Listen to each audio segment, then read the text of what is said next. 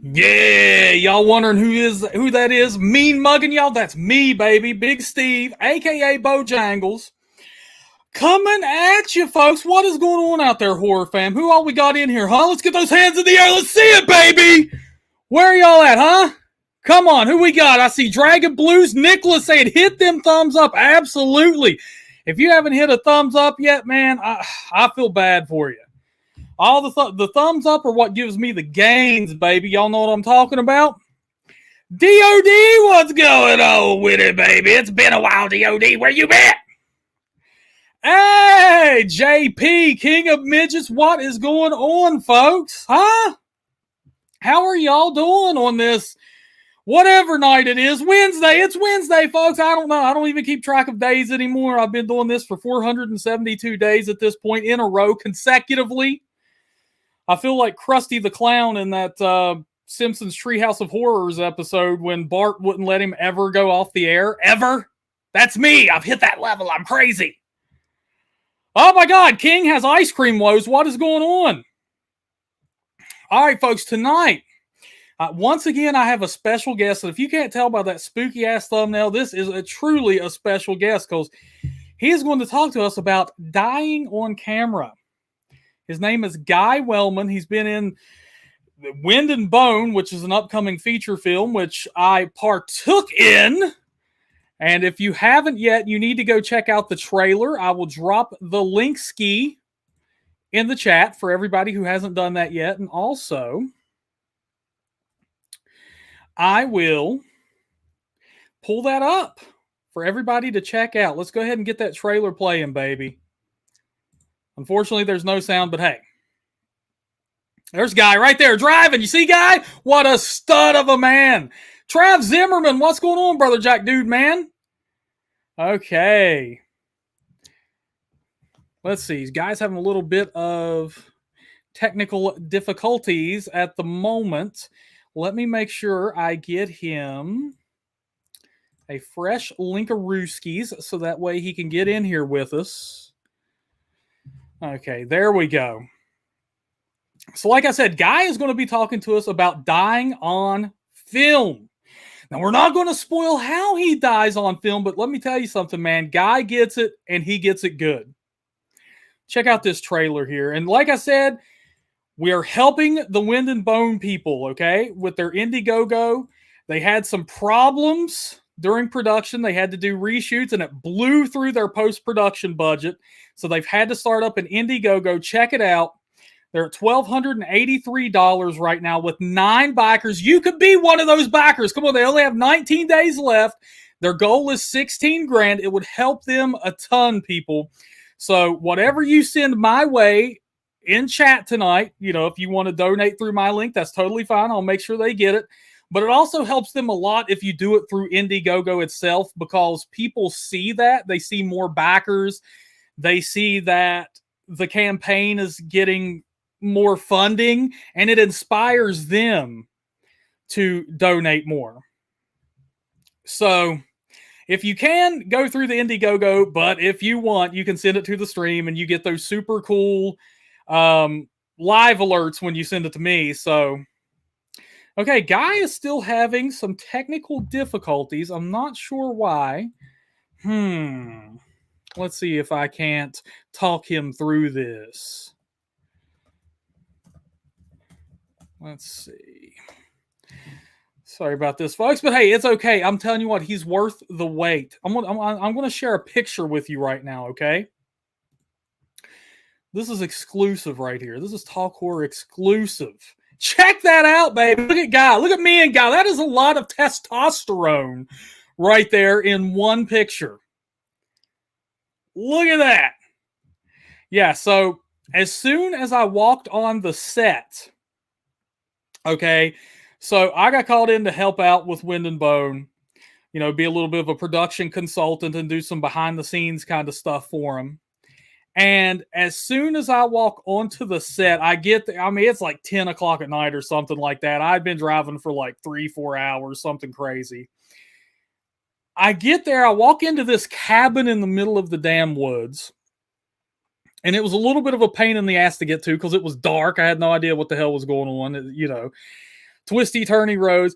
I walk in this cabin, man, and there is this man standing right there with his guts hanging out, looking right back at me. I'm like, holy shit, man. The party has begun. Oh, and there we have Guy in here. He's still having a little bit of technical issues. He's getting everything set up. We'll give him a minute before we bring him on. Total Chad, though. Total Chad. Look at that picture. Look at that. A lot of testosterone in one picture, baby. But all right, now we'll go back to the teaser trailer there. I interrupted and let y'all watch that while Guy gets set up. And look at what do we have over here in the comments? Oh my goodness. Yeah, Dragon Blues, his guts are out. Ain't that crazy? Yeah, Michael Tuthill, towering displays of manliness. You damn right. Oh my God. And I had to get my hands a little bit dirty that night with Guy. Because he's covered in blood. But Julie was supposed to move him. And oh my God, I had to help drag this behemoth of a man. And oh my God, it was so fun. So fun. Got my hands dirty, bloody, yucky, disgusting. I loved every minute of it. All right, Guy, give me a big thumbs up if you're ready, Brother Jack. Hell yeah, we got you, man. Here we go, baby. All right. Hell yeah, man. How's it going, dude? Get myself a little more centered there. There we go. Ah, there you are, man. Sorry about that. I don't know what I couldn't bring it up on my iPad, so I'm doing it on my phone. Ah, dang it, man. Yeah, you have a little bit of like rattle or something in your mic too. Is there? Oh, is there anything like close to it clacking around? Yeah, I've got my fan on. Hang on a second. Sorry about that. Oh, it's cool, brother. Give me one quick second. Of course, man. Let's see. Oh my goodness, we got John in here, and he's saying Chad's here. Where's Chad? Where's Chad? There he is. Chad Edmonds, what's going on, brother, man? Didn't see you in here, dude. You squeaked right on by, man. Hey, Guy, y'all lined out, man? Yep, we are good now. Oh, man, it's still totally doing that thing. What? Yeah. It's like almost like I don't know, like a crackly. That's weird. Yeah, I don't know. Is that better? No, it's about the same. Can you guys hear it in the chat, or is it just me? If it's just me, I can put up with it, but... Yeah, Dragon Blue says it's like static. That's odd. Yeah. Yep, there we go. Yeah. I don't know. Oh, eesh. Yeah, let's see here. Let me check something out. I'm not sure on the mobile thing if it gives you options for settings, because I would say you could change your mic to your phone instead of the earbuds, and that might help. Take them out.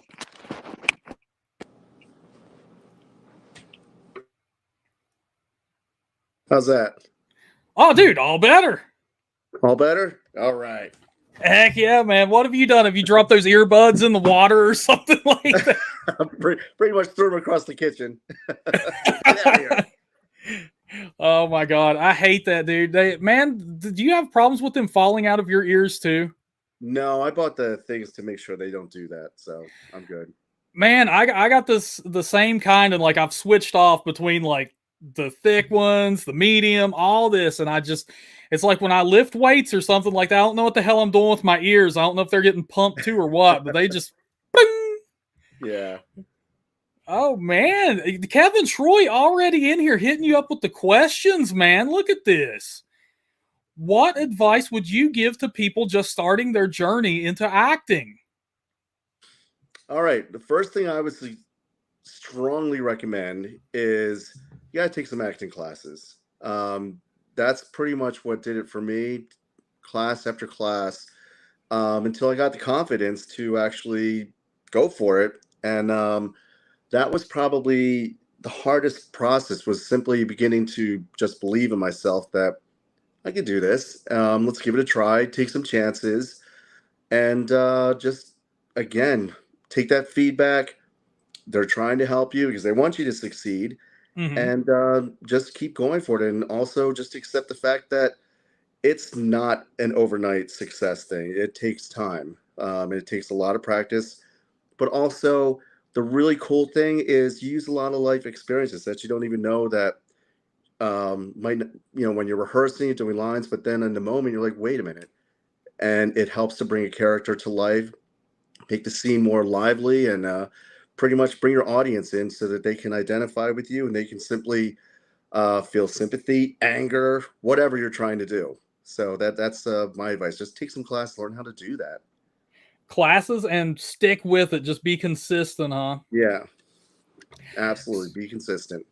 Heck yeah, there you go, Big Oh, Kev. just totally messed my hair up. Doing this backwards. And man, you've been in some cool stuff, dude. Because I was showing off earlier this picture of us together, and I was like, oh my god, that is a lot of testosterone in one picture right there. That was fun. Yes. Hell yeah, dude. Like I will never forget just walking in, first night there, and there you are with your guts hanging out. I'm like, Yes, they were. hell I was yeah. looking forward to that day. That was a lot of fun. Let's get the party started, man. But then you sent me this right before we came on. And unfortunately, like I said, like this new setup I'm on will not do sound for the audience. Right. But dude, you're used to So dying on film, huh? I am. This is probably my third time dying, but this is my first time dying on national TV and actually international now. But this is from my scene from Hawaii Five O, and as you can see, my throat was cut. Dang, man. Yeah, Look so at no that. no return for me on that show. Dang on, dude. What did he have to do to get the drop on someone like you, man? I mean, He had to earn my trust. I didn't see anything wrong until if you see when I'm walking out, it's kind of hard to see there, but it's a symbol, and that let me mm, know that he was part of the um, the villains I basically was looking for. And when I turned around to confront him about it, as you can see, I reached for my sidearm, and also it was too whoop. late. He cut my throat. Yeah, man. He caught you with the quickness, man. But the really cool thing about that, when I got the script, was the director's name was on the episode, and I read it, and I was like, "This can't be the same guy," because I'm about to meet my '80s icon, one of them. And sure enough, it was. That episode was directed by Dr. Peter Weller, who, those of you who are '80s action hero fans, was the original RoboCop. So I Damn. was thrilled when I got on set, and I was taken to set. And next thing I know, here comes Doctor Weller, and he says, "Guy, I'm so glad you're here. All right, we're gonna film your scene. This is what we're gonna do, and we're gonna do this and do that. And all right, let's just film this. This is gonna be fun." I'm like, I'm already having fun. Oh my god, no doubt, So, man. but what was funny was the first time we filmed the me getting my throat cut, I had sponge full of Mhm. blood, and when I squeezed it, no blood came out. So Oh. he's like, "Oh, cut! Let's start this over. Fill that sponge back up. Let's do this again." So the next time there was so much that came out, and I fell to the Oh. ground, and he said, "All right, guy, die with your eyes open.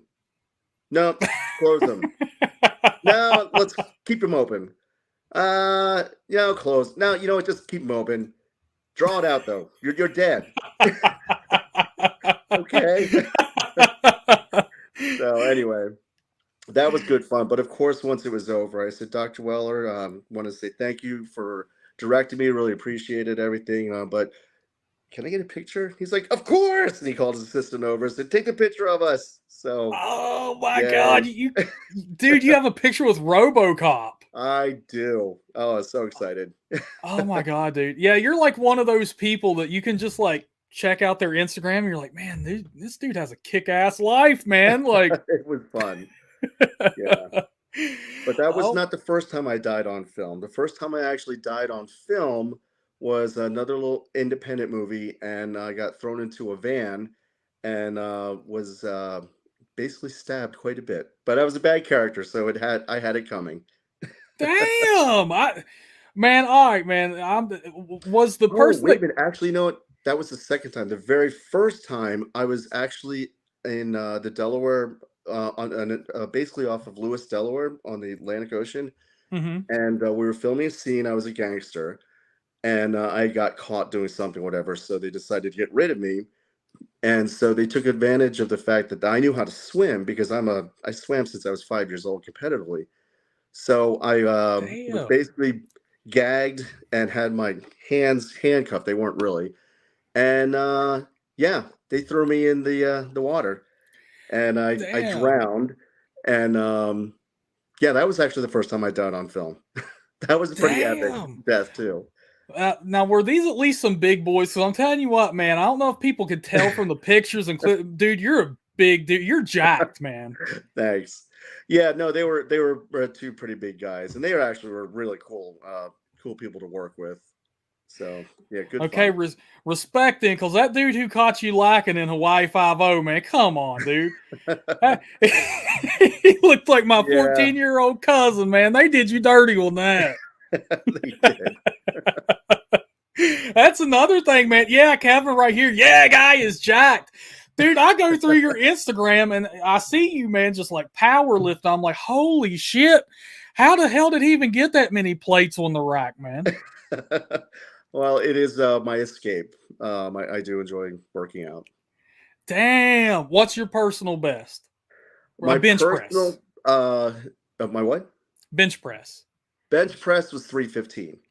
I went for Damn. 320 and I got three-fourths the way up, and my spotter's like, nope, you're gonna drop it on your head Oh, or chest. So yeah, I did. damn. God, that's a lot of weight, people. That is a shit ton of weight right there to have over your head, It felt man. great. Yeah. My deadlift was 435 and my clean and jerk was 255. So God, yeah. But damn, probably dude. one of my biggest accomplishments, it was just an ego thing, was is a 700-pound tire flip. So one of those big truck Oh tires. my God, yeah. Yeah, I was told it was 500, but then coach came and said, "Hey, guy, we actually reweighted, and that's 700 pounds." And I'm like, okay, okay, Damn. Those are like the damn tires you see somebody like Brock Lesnar beating with a sledgehammer and shit. They don't right, even yeah, move those. Like those kind of tires, yeah. Chad gonna come in here and say he gets 245 bench. That is not impressive now, brother. You should have waited until guy threw his answer down, then be like, 325? 330? Oh my god. Oh man, we got Kay in here saying you are the or Coy, you are the guy. Oh, And thanks, Bailey boy. says hi. Oh, Bailey, it's a little dog. We love her. She's a great dog. There you go, guy. I'm already finding you work here, dude. I think I need to be your agent because Chad wants to know how much to be his personal bodyguard. That'd be great.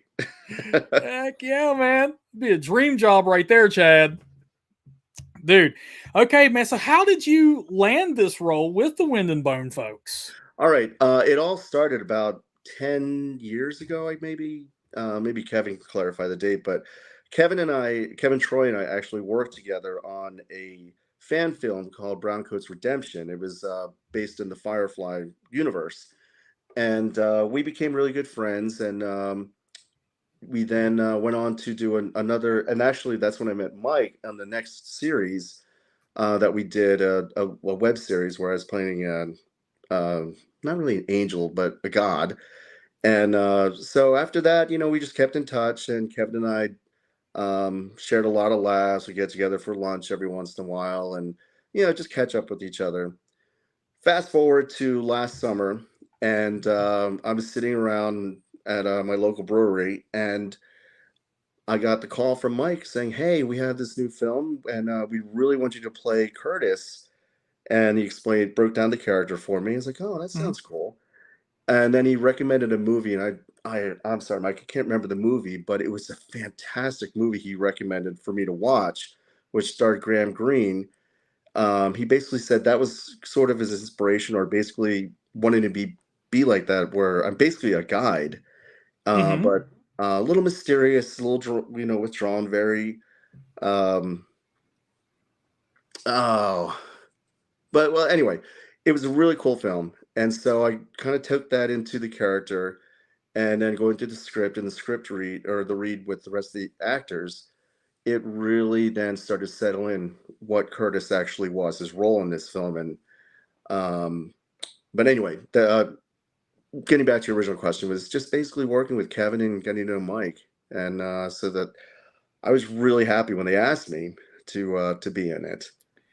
Hell yeah! So you didn't have. I mean, you didn't have to read for. You didn't have to do shit. They were like, "We want you. We're I guess coming so, for you. right? You don't have to apply. We want you, baby." Summer says you're a rock star guy. This is Danielle from Pippin. Oh, Danielle is an amazing actress and an amazing singer. I saw her this past weekend in one of my favorites. Um, we went and saw Rock of Ages. So if you actually are on my Instagram or Facebook, you'll see I actually dressed up for it because I love the 80s rock and roll. Yeah, hell yeah. Oh man, Kevin is kind of calling you out here, man. He says you bought him liquor. I probably did, yes. Oh my god. Okay, man. So, what would you say was like the hardest part? I mean, of filming in those West Virginia woods, man. Like Julie said, it was the cold. Eric hated the wolf spiders. What have you got, man? Honestly, the hardest part for me was the hardest part of simply acting. And that's just all the downtime, where you're Mm, just waiting for your scene. You could wait anywhere from, an hour to 3, sometimes even 4 hours before you're called to set. And so once I'm on set, I'm just excited to be there. Let's do this. I'm having fun with it. Um, in regards to the cold, I was actually fine until we did a reshoot. And once ah, that sun started to set, wow, it dropped. And that's when I started to get really cold. Everyone else, unfortunately, was freezing. I took some pictures of everyone covering themselves up in blankets, sort of jackets. And I was fine. But yeah, like I said, we were up in that mountain, and when that sunset, whew, yeah, I was done. yeah. Oh my goodness. Yeah, well, Julie said that you had a little cheat code, man. She said that you had a thing called like an oogie. Oh, that's right. Yes. I did have that. It was I got it for my wife a couple years ago because my wife is from Hawaii. She's born and raised. So between the months of October and March, I'm not really her favorite person because, she could be back in Hawaii where it's 80 degrees. And instead she's here. But so I got her this, I called it a wampa because we're both huge Star Wars fans. But it's Ah, just a big, huge, oversized not even jacket, just put it over you, and it keeps you so incredibly warm. So oh yeah, my I did god. have that over everyone else. So maybe that's why it wasn't so cold at night. Hell yeah, dude. I'd be so jealous. Like, you're lucky the cast just didn't have like some evil plans behind your back. Like, we gotta take this motherfucker's oogie, man. Or Right. Wampa, whatever. We gotta do something about this shit. So, man, I mean, what was that like? Like, you're back home, you're hanging out, you're relaxed, you get to come down from that mental state, and then Mike and Kev are like, dude, some shit went down with this footage. We got to get you back out here for reshoots. Like, I wasn't as upset as I'm sure Mike and Kevin were. I certainly was just a little concerned that, oh, we had such good footage and the chemistry was there, but the actors with all of us, we got to know each other so well, so it's pretty easy to get it back and get the right angles that they needed, because we all just, we want this to be perfect. So whatever he was asking for, let's just do it. Well, yeah. you know let's just go for it, whatever you need. Hell yeah, dude. Hell yeah. True gamer right there, man. Just down for anything. Yeah. Team player, man. Oh my god. Was it hard to get back into that like mind state though? It was at first, just because we had some really good dialogue in the first one, and unfortunately, I forgot my script on the second Ah, one, and I was trying to remember some of the lines we had, but it all turned out just fine. But it really wasn't that hard for me because it was simply just that uh, character I could get into because I remember, what we were doing, why we were doing it, what was the motivation for the scene. So it was pretty for me kind of easier to get there. yeah. And Michael, man, he's pumping up that ego. He's like, dude, you are a total trooper. Well, Hell thank yeah. you.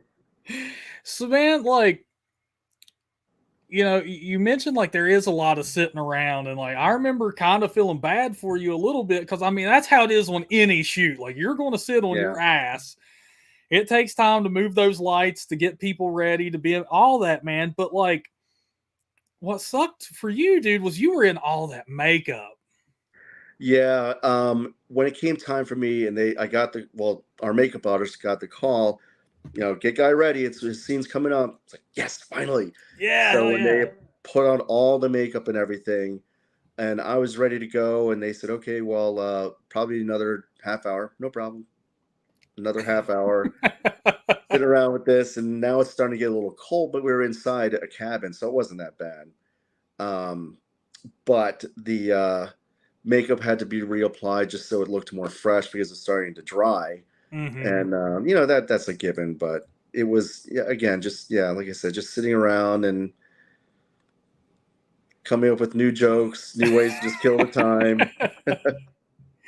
Did it ever like get on your like the makeup itself? Did it ever just get on your nerves? Like it's sticky and The only it's, time it got in that last picture you showed, it got mm-hmm. into my eye a couple times, and it didn't Oh burn. It wasn't uncomfortable. It was just I couldn't touch it because my hands were just as bloody. So I just yeah. had to just deal with it. I hear that, man. Yeah, that would be terrible. Oh, the burn. Yeah, Mike's calling you out here, man. He says, "Say it with me, guy." Cockapoo. Caping. Cacaping. I tried to throw you off. Damn it. Oh my god. There you go. There you go. All right, and Kevin Troy, man, there's some excellent questions coming through. I am writing these down, folks, so go ahead and throw them out. We will get to them eventually, but he wants to know what's your motivation to pursue acting? Really, it's just the fact that it's something that I've enjoyed. I enjoy playing different characters. I like working with different artists who have a vision and uh, helping their vision come to life, helping their story be told. And Mm-hmm. so for me, that's a huge motivating factor to keep going. Um, but also just it's something I really just I enjoy getting up there, and I feel like I have something different to offer to the scene, to productions, and quite honestly, when it comes to stage work and also film, but since there's more immediate feedback with stage, there isn't much representation for people like me. And so Mm. when I did Romeo and Juliet, I played Prince Aeschylus, and I and the best performance or the best show we had was when we did it for our local high schools. Places sold out, and I could hear in the audience some people like, "Hey, he looks like me," and so that kind of Oh, really that's excited me cool, that man. people, if I'm touching, if I'm reaching out and getting someone to actually see that, hey, if he can do it, I can do this. So Mm-hmm. that makes me happy. That's a really good motivating factor for me because one of the things that a lot of people always ask is, and I don't mind, it's just, Guy, what are you? I'm like, well, you need to be more specific because I'm human like you. I said, okay, well, what ethnicity? Like, oh, okay. And I always ask them, what do you think? Because I'm curious. And it's always the same three answers. I'm Hawaiian, I'm Samoan, or I'm Mexican. And like, or no, I also Native American. I said, well, you're kind of right. I actually am South American Indian. So Mm-hmm. I'm from the country of Guyana. I was raised there, or I'm sorry, I was born there, but I was raised in Newark because I was adopted. But one of the really cool things is that again, when it comes down to representation, I kind of fit and I think that's why I get cast in different things, Hmm. because I do fit those different ethnicities. And Hmm. even though I'm not Hawaiian, I pass for it. Hence, I was in Hawaii 5-0. Yeah. But also just different roles where I've played Native Americans. Like in the American West, it was a mini docu-series where I was one of Crazy Horse's warriors. So here I am with a lot of real Native American, North American Indians, and I Hmm. bonded with them. We had such a great time. But again, for me, it's that representation that I think is so important, that I really want to keep doing and just be out there. Because quite honestly, to my knowledge, the only Guyanese actor is Latita Wright from um, Black Panther. Mm. She was born in Guyana, so yay!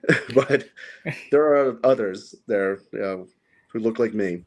Yeah, I'm with Dragon Blues, man. That's so awesome. I love it. Hey, that is a great reason. And man, yeah, hearing that you were adopted and an orphan and stuff like that, man, like there a few days ago I just did a show where the whole stream was dedicated to raising funds for the Global Orphan Project. Oh, that's I, great. man, I Yeah. wish I'd have known that, man. I'd have totally had you on for that. I had another gentleman who was an orphan Hmm. and we raised some funds for that, and it was really great, man. But yeah, that's a badass answer. And Kevin here has a follow up for us. And this was what I was going to ask you next too. He wants to know film or stage, which do you prefer and why? Uh, I honestly prefer film a little bit more, just Mm, because uh, I like going in, having the stage read going into it. If I get it wrong, I can redo it, or if we get it wrong, or whatever. And you can't do that obviously on stage. If you mess up, you better be ready to cover it. yeah. And I have messed up. Um, and I mean, one of the really cool things about stage, like I said earlier, is the immediate feedback. You hear it from the audience. If your Mhm. performance is flat, you're going to hear the, like, no, Oh, this is an important part, or the cheering, the clapping. I mean, it's fantastic.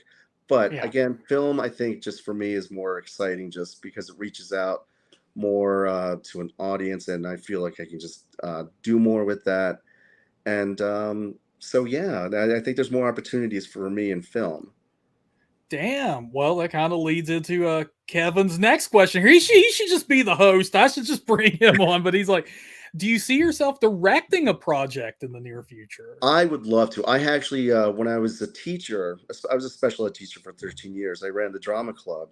So I actually directed two plays. I directed The Legend of Sleepy Hollow, which was fantastic. That was so much fun to do. And another one, which was just a pirate movie or pirate show. And Mhm.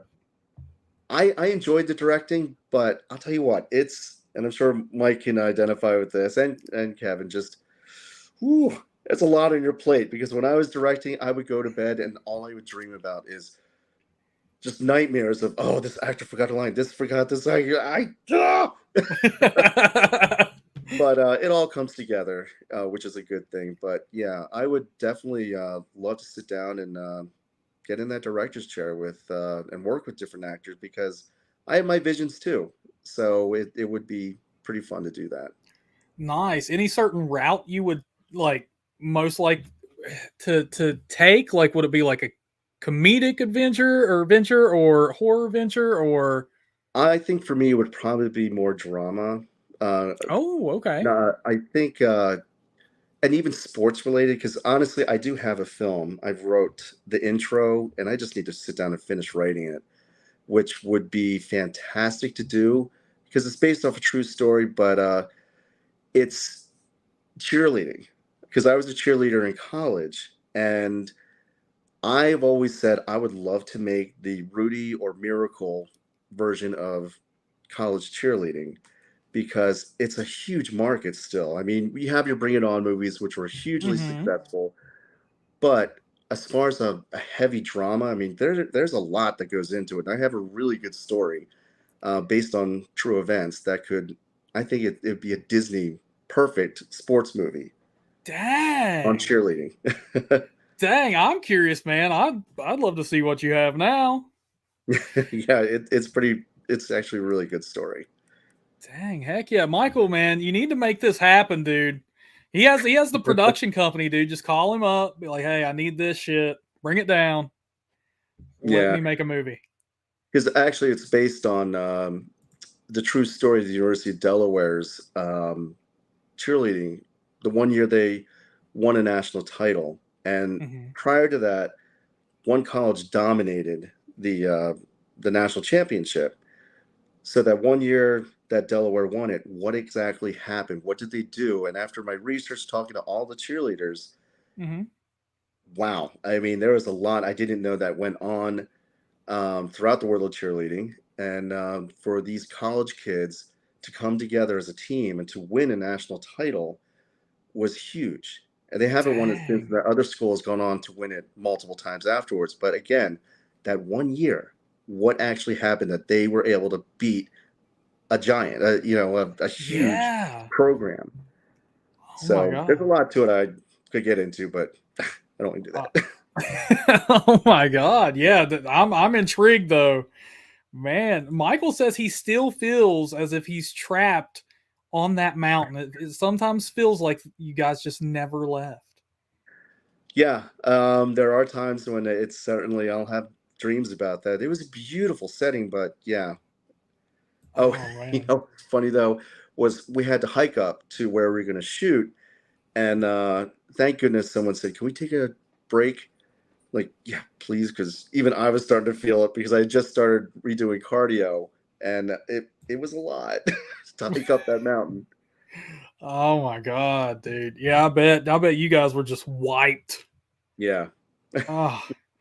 So is there like anything that you do to get you in that zone, that headspace? Like are there any rituals or anything like that?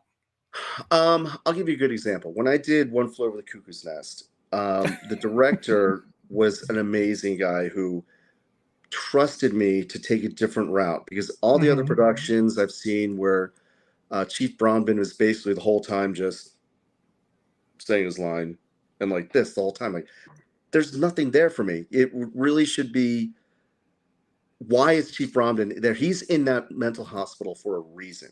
So um, I took it a different step and I created my own backstory for it, wrote some things out. And so at the end, I don't think I'm giving a spoiler here, but at the end, when Bromden has to kill, um, I can't remember the guy's name, but anyway, the lead actor, Mhm. each night I had to cry. So I had to find a Oh. reason why I was crying because I can't just go out there and fake it because then I'm soap opera acting, you know? Yeah.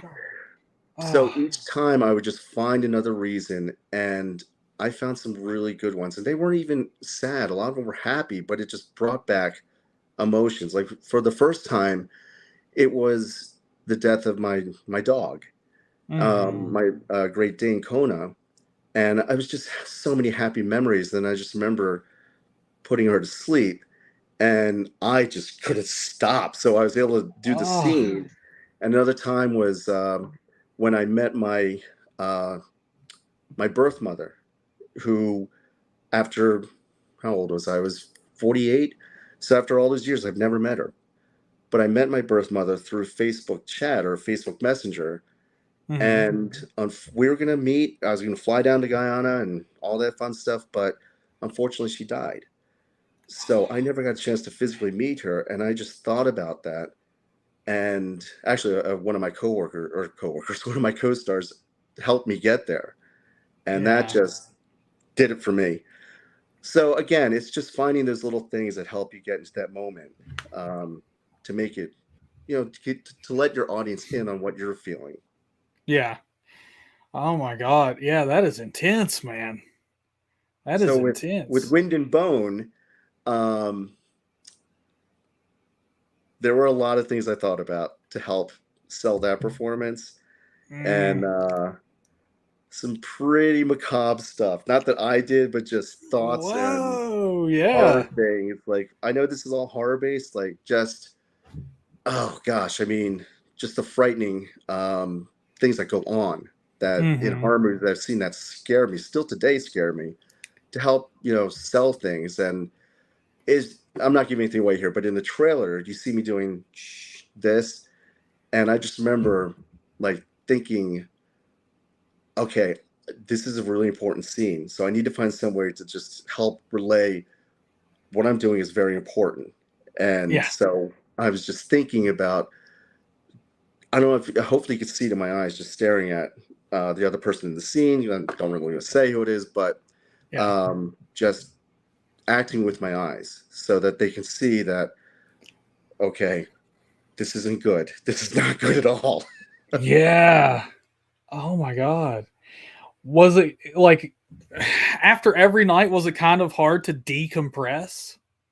Not really. No, Oh, okay. not with this production. It was again, it was a lot of fun. Some of the more funny things. So if you ever get the chance to do a movie with Kevin Troy, he is hilarious. Will take the most dramatic moment and start cracking people up with. He does amazing voices. Just acts out scenes from things we've seen, and he'll get me right out of it. So if I'm stuck in something and having to let it go, he's right there. Just gets me grounded again. Oh, look at Kevin. Oh, you're making him blush. We haven't seen him do this since viewers were requesting his pantaloons when he was on stream, man. Oh my God. Yeah. Eric Henderson played along, not Kev. He was like, get that shit out of here, man. Oh my God. So, dude, how do you feel about the horror genre? I know you want to do a drama movie, and horror's got some, Horror to me has been a part of my life since I was a little kid, when my parents would get free HBO for the weekend, and yeah. little Guy would wait till everyone's asleep and go downstairs and find horror movies to watch. The first one I ever watched was this movie called The Beast Within. And I don't know if anybody remembers that, but it was pretty scary. I didn't, I was too young to really understand some of the things that are going on, but it had some pretty scary things going on in it that, as I rewatched as an adult, and oh my goodness, this is so cheesy. But at the moment, it was terrifying. From there, I graduated to watching The Exorcist, and I was way too young Yes. to watch that. It was on regular TV. I had no idea. My older brother and I sat down to watch it. I could not sleep for like 3 days. It just Oh my terrified me. God. Um, to the point where even today, if I'm going to sleep, sometimes I fall asleep and then, oh, I just saw Reagan. Great. Well, I'm up. Oh my God. But Yeah. no, Favorite I horror do film, enjoy the man. horror movies. I think like the some of the more modern day horror ones they're more suspense than they are horror. But Mm, like with Wind and Bone, for example, I think it's a great horror movie. There's a mhm. lot of really good things in this movie. But other ones I did, or other more mainstream type horror movies, never really been a big Scream fan, or Nightmare on Elm Street. I enjoyed the first one or the Freddy ones, but I guess as I matured, I really got into the more suspenseful horror movies that really captivate me and draw me in. But I do really enjoy the horror genre. Hell yeah. Yeah, man. Exorcist favorite horror movie right here, dude. Love it. Ugh, I'm totally with you, man. it totally messed Scary. me up. Scare. I mean, to the point where I, rem- I remember one night just, uh, oh gosh, yeah, I was so young, but um, walking past, my sister was doing her homework, and I walked past her Hmm. room, and I see her just staring off into space, and I just looked at her, and she didn't even see me, and all of a sudden I'm thinking, oh my gosh, she's going to start talking like Reagan, and she was just studying, but still, it terrified me. Please don't possess my sister. Dude, okay, so before I get to Briggs's comment here, because he's actually seen The Beast Within, I haven't, but is that the one like on the poster? It's like this girl's leg from the side, and you see a hairy arm coming up. Am I thinking of the right movie? That might be one of them. The one that I remember is this guy just standing there, and he's got his arms at his side, and he's just screaming. Um, Oh, and it's just a cartoon figure of the guy, a drawing of it, and it's ah. pretty wild. Briggs says, dude, the cheesiest thing in Beast Within was the music. The guy who scored it was the same guy who did the scores for countless American giant monster films from the 50s, and his style is no different. That's great. Oh my God. Yeah. Yes, there you go, man. Growing up with an imagination is scary fun. Yeah. Oh, actually, that just reminded me. Like, there was another '80s film, a real horror movie that I really enjoyed. It was called Demons. I think it was an Italian horror film. Yeah, that's a Dario Argento. Yes. Ah, I was so excited when I could see I could watch, just stream it and watch it for free. And that was that one that got me too. Hell yeah, man. So what okay, what is the scariest moment you've had while filming a horror film or making a movie in general? Um, I think this. Well, no, I don't think I know. The scariest moment I had was it wasn't a horror film. It was a heavy urban drama film, Mhm. and we're on the streets of Philly, and I was playing a dirty cop, and this father came up to me whose son went missing, and I told him, "Hey, I'll look out for it, look into it." I never do because I know why the kid's dead because he was dealing and I'm covering for the drug pin. Yeah. Um, so what happened was we confronted he confronted me, and again, you got to remember we're in the streets of Philly, so I went and yelled at him, and he yelled back at me, and next thing you know, we rehearsed this whole thing. I have him on the ground, basically punching this guy and yelling obscenities, yelling some very uncomfortable words, but we were acting. And then I take my gun out and I basically beat him with it. And each time Ooh. I would hit like just side of his head, so he didn't feel it. But the last one, the last hit on our third take, I actually got him. I got him right Oh in the back of the head shit. to the point where you hear this dunk. And Oh I just no. kept going. I finished the scene. I got in my car and drove off. And once the director yelled cut, I immediately ran over to him. I was like, dude, I'm so sorry. You okay? He's like, I'm okay, I'm okay. Wow, there's a lot of blood on my head. Like, I'm Oh. so sorry. But we Oh laughed about it because it was very powerful because the people that were watching, um, they applauded like, wow, this guy totally just nailed it. Being a Philly police officer. hell yeah, but you can't play in Philly, dude. So no, yeah, I got scared that oh God, please tell me I did not give him a concussion. Oh my God, no doubt, dude. Yeah. Oh man. Yeah, speaking of which, man, I remember you talking to me about Philly and all that, and I was telling everybody on the stream last night because we had Julie on. I was like, man, I just remember looking over at Guy, and he's laying down in the bunk bed on the bottom bunk, and he has like a setup going on, man. Just watch. I think you're watching soccer. It was the final. Yeah, it was Major League Soccer, Philadelphia versus whoever, and I was watching that, just waiting for our scene to start. Yeah. Oh my God, dude. You had it going on, man. Yeah. Uh, all right, man. So I'm going to hit you with some fun questions, and then we'll get to the fan questions because Okay. I've totally marked some down. But here we go. So your favorite scary movie? Favorite scary, even though I can't watch it, it's still The Exorcist Yeah, hell because yeah. I remember when Netflix had it, and my wife was on a business trip, so I'm home alone. I'm sitting on the bed. I'm an adult. I can do this. I hit play. Nope. Couldn't do it.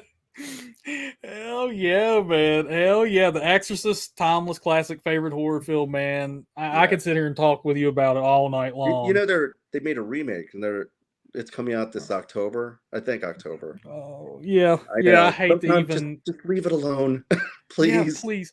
Please, man. And it sucks ass. Yeah. Because, it's David Gordon Green and that whole crew from the Halloween 2018 trilogy. Yeah. and I know exactly what in the hell they're going to do. And please just don't do it, guys.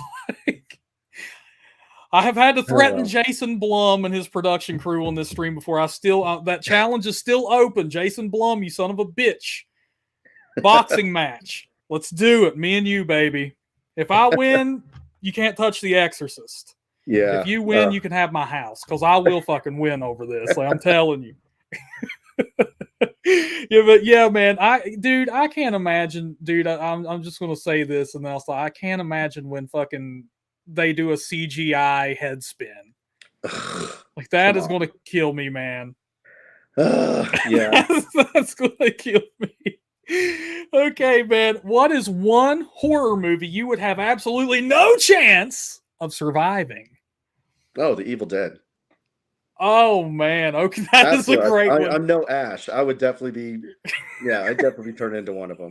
They get me real fast. Man, that is a great pick and a very brutal one, man. Yeah, yeah. That the first Evil Dead was one I remember. I had a sleepover with some of my neighborhood buddies, and we're sitting on the couch. I'm on one in the middle. Another guy's on the other end. Another end. Yeah, by halfway through the film, the three of us are all sitting together watching this. What were we, 12-year-old minds? It was fun though. But I yeah, that's bet, definitely one I man. would not survive. Oh my god, yeah, man. I think it's scarier to me too than some people because I live in West Virginia, man. I mean, it's all Oh, woods. yeah. It's like, oh my god, dude. And then you go to bed after you watch it and you hear that singing that we're gonna get you. Like, oh shit, get me out of here, man. All Yeah. right, then. What is one horror movie you're like, all right, I got this. I would survive. I would rock the shit out of that movie. I would probably say Dawn of the Dead, just because I think with Ooh. strategically planning and some cardio, I can trip people on my way to get out, run faster. Oh my god. Okay, another that's a fun pick though, man. Cause you know, Well, like wait, when you let were me clarify. That would be George Romero's Dawn of the Dead, not Zack Snyder's, because oh they run fast. So George hell Romero, yeah. Dawn of the Dead. Hell yeah, man. And you know, when I don't know about you, man, but when I was a kid, I'd always dream about like getting locked in a mall overnight and how fun that would be. Yeah, You know, be a fun zombie apocalypse. You just have to be it on would your be. toes a little bit. Okay, okay, let's see here. If you could be in any horror movie of all time, what would it be? Of all time. Hmm. I I would my immediate thought would be Candyman, just because the original with Tony Todd I thought was fantastic in that movie. But uh, That is a great. probably another really good one that I would love to be in. I would love to have been in Pet Cemetery. Yes, hell yeah. I Oh my really like god, that dude. one. Dude, that is a great movie. You would have to be on point though, man. The shit that they go through. Oh my god, it's Yeah, so dark. it is very dark. I think because I'm at that point where I'm a dad. Mm. I could play a dad, so I would want to do that. So yeah. Man. God, dude, that scream he belts out, man, when you Oh, know, yeah. oh, oh my god, yeah. And then like the emotional roller coaster of, you know, then he's putting his wife up there and Yeah. dude, I would want to be on set for that just to see how you would pull that off, man. That would be I would great. love to do, yeah, Pet Cemetery.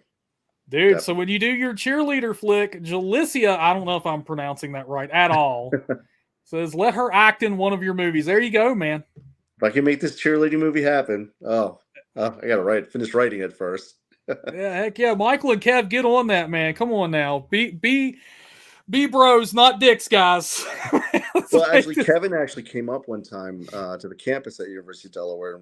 He just did a couple action shots, just to get an idea of what you could do, the different angles, make it exciting to you do all the stunts and all that fun stuff. So Kevin's already taken a little bit of interest in it. But Kevin himself Yeah. has a really good story I would love to see come to fruition. I'll let him tell you about that someday.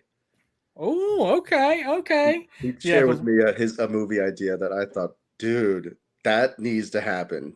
So yeah, Dude, is it the haunted strip club movie we've talked about? it has nothing to do with horror. It's a factual, biographical type movie. Oh, But a okay, haunted yeah, okay. strip club? Oh yeah. That's like a new inside joke among all of us. Just one night, I was like, you know what? We should make a haunted strip club movie. And then Michael and Amy jumped on it. They're writing the treatment. I've got a money gun.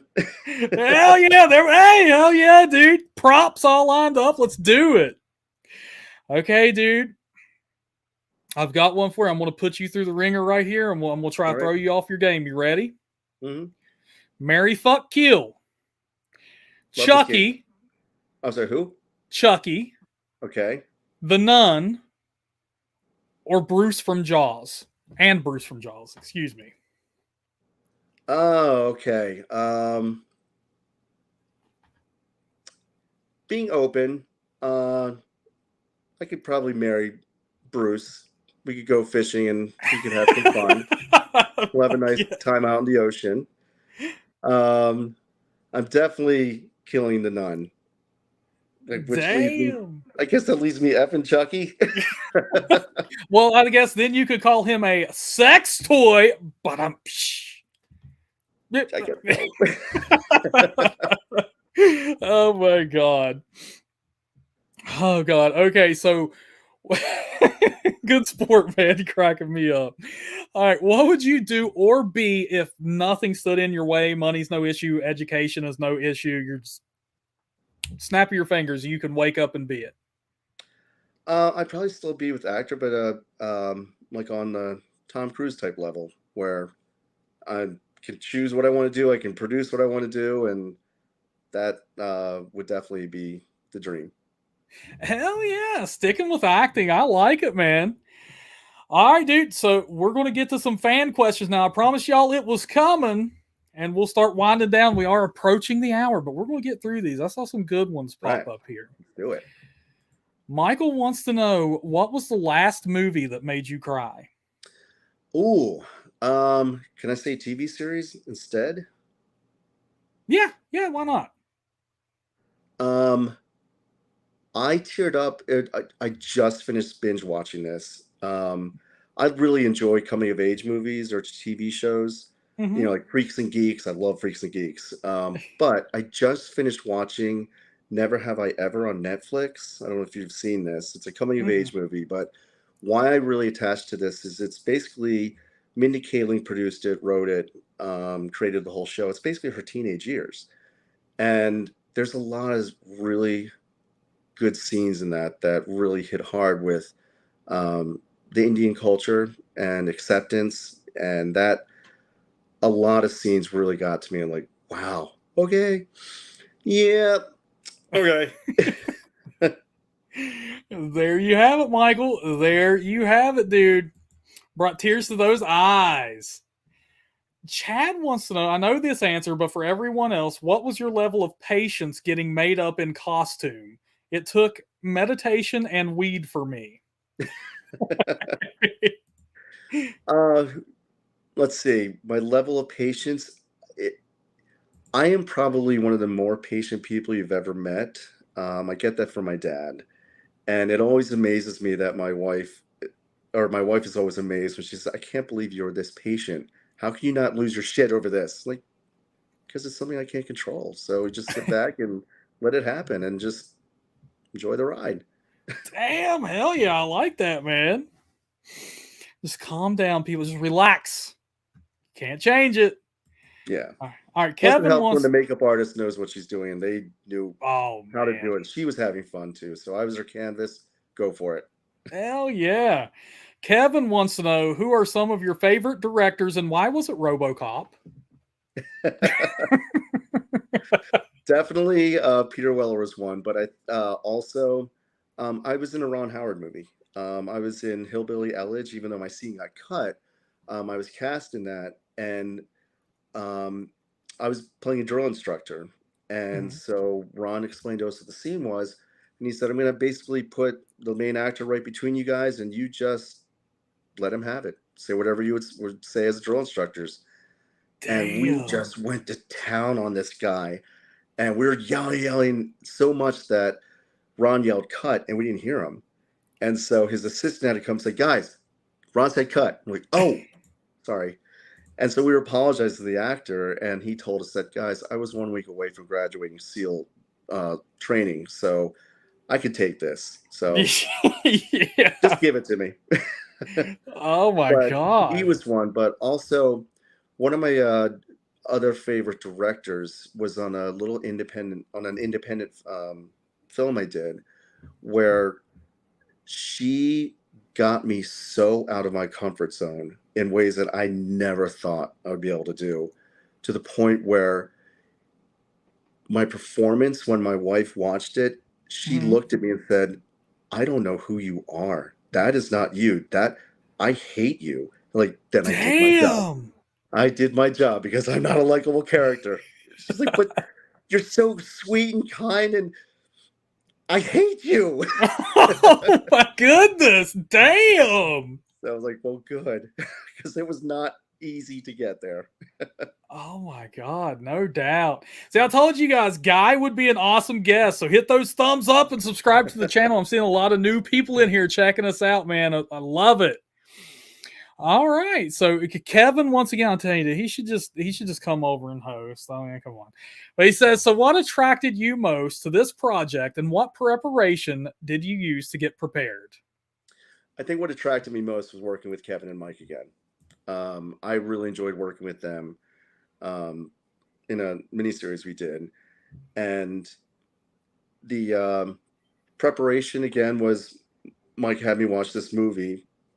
It starred Graham Greene, and it blew my mind away. It's like, whoa, did not see all these twists and turns happening, and the ending just, yo, okay.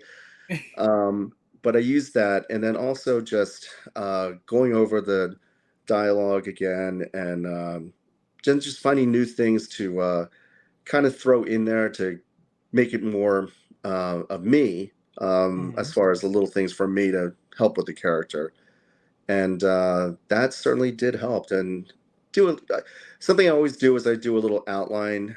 Something I learned in acting class is just do a little backstory, so that helps you, so that you rediscover things about yourself, and that helps in the scene, not only with you but also the other actors, so that they look great, which is going to make you look great. Yeah, hell yeah. Okay, cool. Yeah, I've seen because I do a lot of fact-based videos on the channel, like 10 things you didn't know about Halloween. And Jamie Lee Curtis does the same thing. Like she'll go into an entire backstory. Yeah, She knows exactly what in the hell life looked like for Laurie Strode after the first Halloween was over. yeah, She's like, well, I didn't go to school next week. Parents didn't take care. I'm like, damn, man, actors get into it, dude. yeah. It's fun. That's the fun part of it. Yeah. Trav wants to know, if you're not part of the shoot, can you still watch, or is that a no-no? With this, you can. I've been on production sets where no. I wanted to see. I had a very small part in this another horror film, actually, um, and I asked the director, "Hey, is it okay if I hang around because I kind of want to see the creature?" And he said, "We're saving that for only people on the scene, so sorry." Oh Damn. man. But you just ask. If they don't have a problem with it, great. If they do, then they'll let you know that no, we're kind of saving this. Or I've been actually, I did another project where the director said, "Okay, Guy, you're done, so we need you to go because we've got a lot to do today, and a lot of people want to hang out. But yeah, you need to go." Okay, bye. Oh, damn. Yeah, and another interesting thing I've learned, Trav, to give you a little bit of info too, since you're interested in that. I know that for a lot of people, they won't, if they try to actually, so there's monitors on a lot of sets that are just, on C stands or whatever. And, people flock to those and check out what's being filmed. They will try to keep actors and actresses away from those, because if an actor or actress, especially one of a certain age, sees themselves and they don't like it, they will make that shit living hell for everyone involved. They'll be like, I could be lit better than this. Yeah. You know, camera dude throwing some filters. Like, they'll try to become the director because they don't like how they look. So that's also another thing that kind of goes on there, man, that you might not know. Well, it's funny when Kevin and I did Brown Coats, there was a scene where we were playing chess and or we were playing chess or something. And I Yeah. actually before the scene started, said, wait a minute, can I ask a question? Like, sure, what's up, guy? Can you actually see our checkerboard? Because right now we've moved a lot of pieces and I want to make sure the continuity is right. So do we have to reset these? And like, guy, it's no, you're fine. I don't want to be a diva. I'm just checking. Yeah, man. Because Hey. somebody was like, no, that wasn't right. That wasn't right in this last scene. Oh yeah, there's always somebody, my girlfriend, who does that. Like, continuity's off. Oh my god. Briggs here asked, how would you rank the death scenes you've been a part of in terms of how well you enjoyed them and or how well you enjoyed watching them on film and or filming them or something? He Okay. How would I? Okay, my very first death scene, again, like I said, when I got thrown off that ship into the ocean, I thought that was great. I probably would change a little bit of the dialogue from the guys who threw me in, but otherwise, it was effective. You saw me go under, and you saw the bubbles, and I thought it was filmed wonderfully. My death scene where I got thrown into a van and stabbed had to happen. Wouldn't change that. I'd rank that pretty high up. But um, honestly, one of my favorite death scenes was in Pippin, which I did this past summer, where I was playing the king, and my son had to kill me, and I knew it was coming because I had to tell him, like, if you're gonna do this, do it. And so he had to kill me, and it was only probably part of the entire show where I just went dark because I couldn't. It's a musical, it's a happy musical, but that scene I went dark, just where I basically took his knife and put it to my heart and said, if you're gonna do this, do it. Damn. And he wouldn't do it, so I walked away. And then he said, Dad, can you? And I turned around, and that's when he killed me. So that was probably up there as my favorite death scene. Oh my Only god. because it wasn't just a quick little, I'm dying, you're my son, and now I must die. I took a dramatic way to it. Damn, I like that. I like that. Kevin says, who's your favorite actor in the industry that you would be starstruck over? Patrick Wilson. I've always enjoyed him ever since I saw him in Hard Candy with oh, I can't remember her name, but anyway. Oh god, yeah, what is her name? I'm blanking too, man. She's in X-Men, one of the X-Men movies, and yeah. Well, anyway, his performance in Hard Candy, first of all, what a role to be willing to take, was a huge stretch. But then just the end when he is pleading for his life, and those tears, they're so real because the snot is coming out of his nose. He's just pleading for his life. That blew me away. And then I've been following him ever since then. From the A-Team to, Phantom of the Opera, Aquaman. I love Patrick Wilson. I think he's an amazing actor, and I would love to meet him because I tell him, dude, you've been amazing in my life with everything you've done. Singing, acting, just fantastic. Dude, I love him in the Conjuring films. Yes. Him and Vera Farmiga, like, those are some videos I've done, and so I watched a lot of behind the scenes stuff on it. Those two have chemistry, man. Like, yeah. Those two have it going on. Yeah, he's a badass, man. And I didn't know until my girlfriend told me that that's actually him singing. Yeah. He's got quite a voice. Yeah. God, what a stud, man. Such a stud. Yeah. Oh, yeah. Here you go. A fun one to mix things up. MX wants to know, what's your favorite pizza? Meat lovers. Yeah. Hell Absolutely. yeah, dude. The more meat, the better. Hell yeah, man. Welcome to the gun show. MX. Oh, and Dragon Blues. I saw this earlier when we were talking about all your death scenes and stuff like that, and I was like, I have to pull this up at some time. She said, "You're like Sean Bean. You're hired to die epically in your films." I have been told that guy, you're like Sean Bean. I'm like, well, yeah, he does die in a lot of his movies, but man, I feel bad for his ass because every time he comes on set, man, you know it's like, man, oh man, yeah, like Sean Bean. Yeah, like Ned Stark. I was watching Game of Thrones. I was like, this will be the one time the son of a bitch lives. I love him too much. I'm going to keep him alive with love. Hell no. Man. He gets it worse than any damn body. His fucking head's on a pike. Like, man. Oh, my God. Poor Sean Bean, dude. All right, folks. Unless we have any other questions, I think we're done, Guy. All right. Anything else? I mean, this has been great. I really appreciate you letting me come on, talk talk movies, talk horror, talk Wind and Bone. And yeah, I know we're all looking forward to seeing it on the big screen. Absolutely. And remember, folks, any donations that come through here tonight, I'm sending directly to Wind and Bone. I ain't keeping jack, baby. But if you really want to support them, hook them up. Go to their Indiegogo link, the Wendigogo, and throw down your support there because it really helps them because people will see that they're getting more backers. They have more money funding their project, and that will inspire others to kick in a few bucks. So that's, if you're going to donate, please do it through there. And once again, I saw some new faces in here. Please hit that subscribe button. Give me a thumbs up. Please do. Yeah, it's a great show. Thank you so much, dude. And thank you for being on. Like, this has been great. I'm loving talking to you all and seeing the different answers I get to some of the same questions, and the Mary fuck kill shit had me rolling. Yes, Bruce and I will be out in the ocean. Oh my God, you two lovebirds. Yeah, there you go, DOD. Support local artists. That's right. We don't get a lot out here in West Virginia, okay? There's not many film shoots going on. So if we want more, then you got to support them.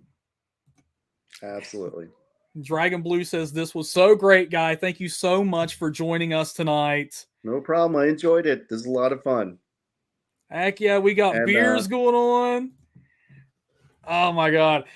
All right, Guy. Well, I will let you go. And all right. next... And as always, remember, Team Reagan. Yeah. No, I don't need that on the t-shirt. Oh my goodness. All right, my friends. Until next time, look horror, listen horror, talk horror. All right, man. Thank y'all for coming in. Have a good night, everybody. Thank you. All right. Bye-bye. Bye-bye.